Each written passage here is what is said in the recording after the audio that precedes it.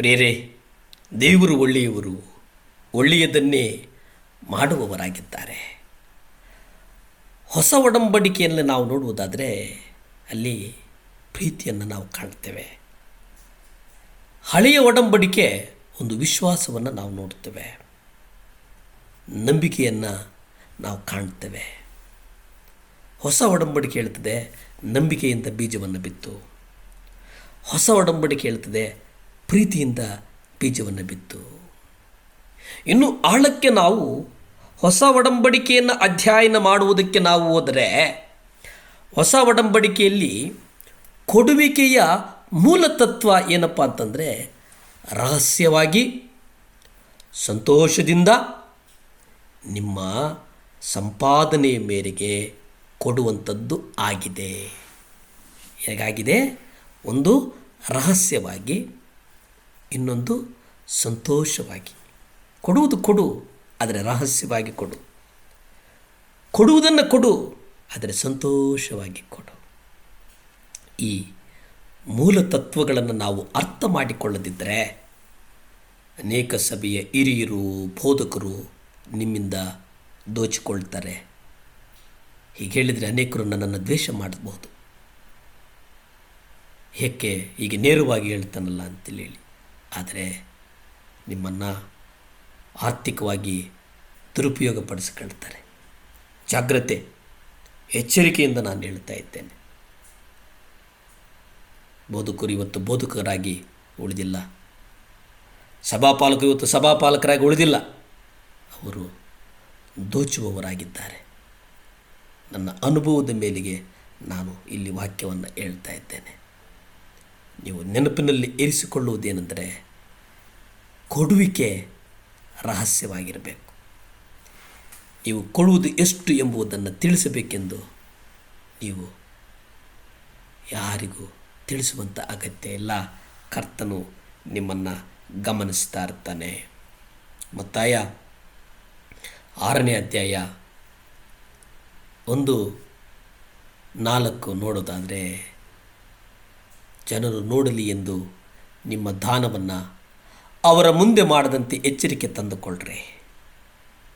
ನೀನು ಕೊಡುವಂಥದ್ದು ದಾನ ಅನ್ನುವುದನ್ನು ತೋರ್ಪಡಿಸಿಕೊಳ್ಳೋದು, ಆ ಎಚ್ಚರಿಕೆ ಬೇಡ. ಇಲ್ಲವಾದರೆ ಪರಲೋಕದಲ್ಲಿರುವ ನಿಮ್ಮ ತಂದೆಯಿಂದ ನಿಮಗೆ ಪ್ರತಿಫಲ ಸಿಗಲಾರದು. ಈ ದೇಹ ಪರಲೋಕದಿಂದ ಪ್ರತಿಫಲಕ್ಕಾಗಿ ಅಪೇಕ್ಷೆ ಪಡಬೇಕು. ಪರಲೋಕದ ಪ್ರತೀಕ್ಷೆ ನಮ್ಮಲ್ಲಿ ಇಲ್ಲ ಅಂತಂದರೆ ಹೇಗೆ? ಆ ಪ್ರತಿಫಲ ಪರಲೋಕದಿಂದ ಬರಬೇಕು.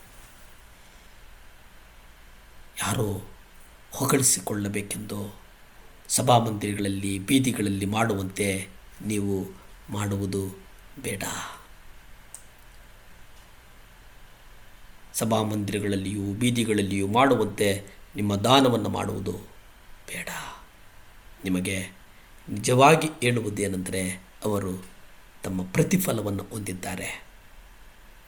ಇನ್ನು ಸ್ಪಷ್ಟವಾಗಿ ನೋಡೋದಾದರೆ, ನೀನು ದಾನ ಮಾಡುವಾಗ ನಿನ್ನ ಬಲಗೈ ಮಾಡುವುದು ನಿನ್ನ ಎಡಗೈಗೆ ತಿಳಿಯದಿರಲಿ.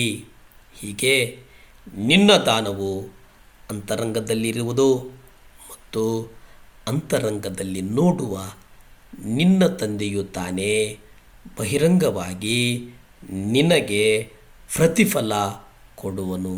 ಕರ್ತನೇನು ಮಾಡ್ತಾನೆ? ನಮಗೆ ಯಾವ ಥರ ಪ್ರತಿಫಲ ಕೊಡ್ತಾನಂತಂದರೆ, ಬಹಿರಂಗವಾಗಿ, ಅಂತರಂಗವಾಗಿ ಅಲ್ಲ, ಬಹಿರಂಗವಾಗಿ ನಿನಗೆ ಪ್ರತಿಫಲ ಕೊಡ್ತಾನೆ. ದೇವರ ವಾಕ್ಯವನ್ನು ಉಲ್ಲಂಘಿಸುವಂತೆ ನಾವು ನಿಮಗೆ ಆದೇಶಿಸ್ತಾ ಇಲ್ಲ. ದೇವರ ವಾಕ್ಯವನ್ನು, ಕೊಡುವಿಕೆಗಳನ್ನು ಸ್ವೇಚ್ಛಾಪೂರಿತವಾಗಿ ಸಂತೋಷಕರವಾಗಿರಬೇಕು ಅನ್ನುವಂಥದ್ದನ್ನು ನಾವು ಶಿರಸಾವಹಿಸಿ ಪಾಲಿಸಬೇಕು ಅನ್ನುವಂಥದ್ದನ್ನು ನಾವು ಮಾಡಬೇಕಾಗ್ತದೆ. ಪ್ರಾರ್ಥಿಸಿಕೊಳ್ಳೋಣ. ಭೂಮಿ ಆಕಾಶಗಳನ್ನು ಉಂಟು ಮಾಡಿದಂಥ ಸರ್ವಶಕ್ತನಾದಂಥ ದೇವರು ಸ್ತೋತ್ರಪ್ಪ. ಸಹಾಯ ಮಾಡು ದೇವರೇ, ಪರಿಶುದ್ಧನೇ ಸಹಾಯ ಮಾಡು ಸ್ವಾಮಿ. ದೇವರೇ, ಯಾರ್ಯಾರು ಸ್ವಾಮಿ ಲಂಗ್ಸ್ ಸಂಬಂಧಪಟ್ಟಂತೆ ಕಷ್ಟದಲ್ಲಿದ್ದಾರೋ ಅವ್ರಿಗಾಗಿ ಪ್ರಾರ್ಥಿಸ್ತೇನಪ್ಪ. ಲಂಗ್ಸ್ ನಮ್ಮ ರಕ್ತ ಸುರಿಯಲ್ಪಡಲಿ, ಅದು ಸರೋಗಲಿ ಸ್ವಾಮಿ. ದೇವರೇ, ಮಕ್ಕಳಿಗೆ ಹೆಲ್ತ್ ಕೊಡು ಸ್ವಾಮಿ, ಸಂಪೂರ್ಣ ಸುಖ ಕೊಡಯ್ಯ, ಸಂಪೂರ್ಣ ಸುಖ ಕೊಡು ಯೇಸುವೇ. ಮಕ್ಕಳನ್ನು ಆಶೀರ್ವದಿಸು, ಯೇಸುವಿನ ನಾಮದಲ್ಲಿ ಬೇಡ್ತೇನೆ ತಂದೆ. ಆಮೇನ್, ಆಮೇನ್. ಹಲ್ಲೆಲೂಯಾ.